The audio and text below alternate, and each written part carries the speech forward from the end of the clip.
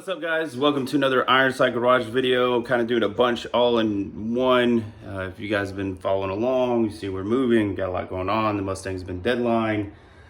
I really need to replace the valve covers and the spark plug seals and all that stuff, but we're kind of having to cut corners to just get it back on the road because it's got a power steering leak too.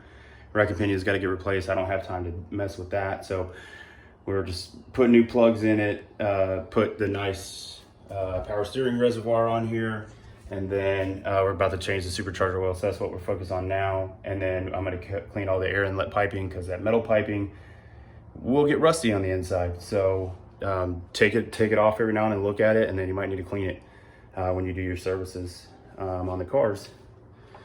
So yeah, we're going to do the supercharger. So I'll show you guys. So here's your fill plug. It's just a Phillips head, and then it's got a drain plug underneath. So typically what I do is I'll buy, you look at whatever series Procharger you have.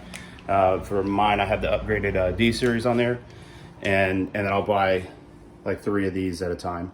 And that way that, typically, so you're going to change the fluid in the supercharger every time you change the oil. So anywhere from like 3,000 to 5,000 miles. So that's where we're at now, and we'll get started. But typically I have to have a bunch of, see if you can get that, a bunch of extensions, maybe a swivel socket.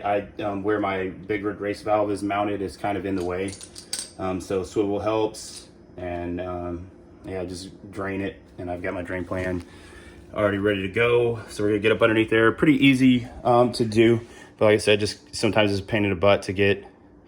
As far as maneuverability, it's hard to get in there and all that good stuff. So anyways, we'll do that, and then we've got more projects to do, so we can crank this thing up, get it running, put some power steering fluid in it, get it down the road to Robertson's Automotive, and then have them put a new rack and pinion in it. Then I'm gonna be out of town, so I should be able to pick it up when I get back.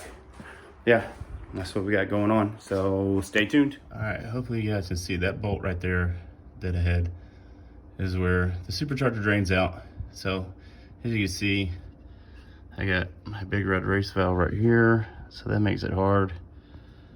And then that hose and the clamp and everything for the supercharger makes it hard to get to. So I believe it's a 5/8. I always forget until I get up underneath here. So I have to test some sockets out. But a shorter socket, a shorter 5/8 socket like that one there will be what you want to do, because it'll get around that lip. And then, like I said, you're going to need a ton of extensions so that you can get clearance on all this stuff to get it out, and then have your drain pan close by. So that's where we're at right now. Show a quick video. So I got it loose. Obviously y'all can see it's draining. It doesn't hold a ton of fluid, obviously, like what you saw in that bottle earlier, but I'll let it drain out for a little bit. I'll open up the top too. Hopefully, I don't remember where my bolt went, but yeah, just let it drain. It's usually pretty quick, and then you can basically go reverse, tighten your drain plug back up, and then fill it up, and that's pretty much that, man. Easy day. A little tip for you guys is there's the drain plug there for the supercharger. It's got a little rubber seal.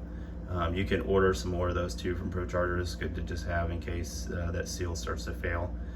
But everything's pretty much draining now. Ooh, air tank for the airbag kit on the 64. There's the easy ride air kit. So now, yeah, I'll basically go ahead and loosen that up too. And that's pretty much that, man. That's a pretty easy job as far as all things considered. Yeah. There's my swivel socket setup, which actually made it a lot easier. You can see that one's really bent, but that one's good, I think. That one's bent right there. Whatever. Swivel socket made it a lot easier to get to. So I've already pulled your fill plug out, which is just a Phillips head.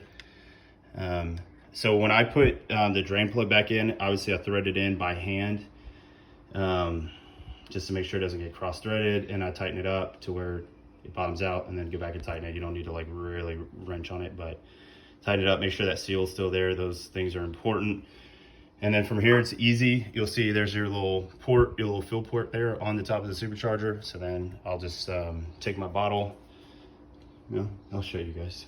But yeah, you can see this is your dipstick for the supercharger, just make sure it's good. So obviously within these levels, there's where you want it to be. So that's pretty much the end of this project. So you nip it off here at the end. Not too much. Is slow is fine with this. That's probably a better way to go so you don't spill it, because obviously there's just a limited amount, enough to actually do the job. Then just throw your dipstick back in there, tighten it up, and that's it, man. Easy day as far as changing that. And then, whew, man, I'm worn out already, but we're rolling into the next project. We're gonna clean up this air piping.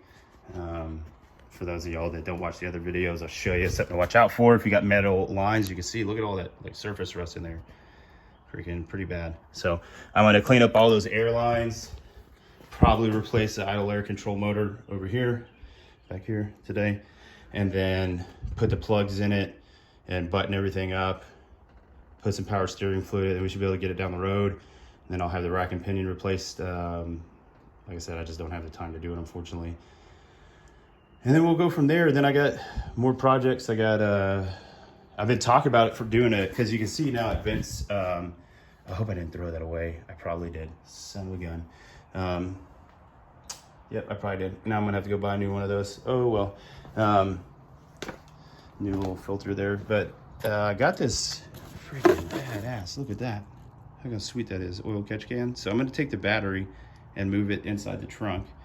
And then I'll put this in place where the battery was, and then I'll clean up all the wiring and stuff. I've been needing to do that for a while, but you can see, like, I got a pile of parts, got a bunch of stuff. I got a new check valve, which I really like this check valve. Where's it at?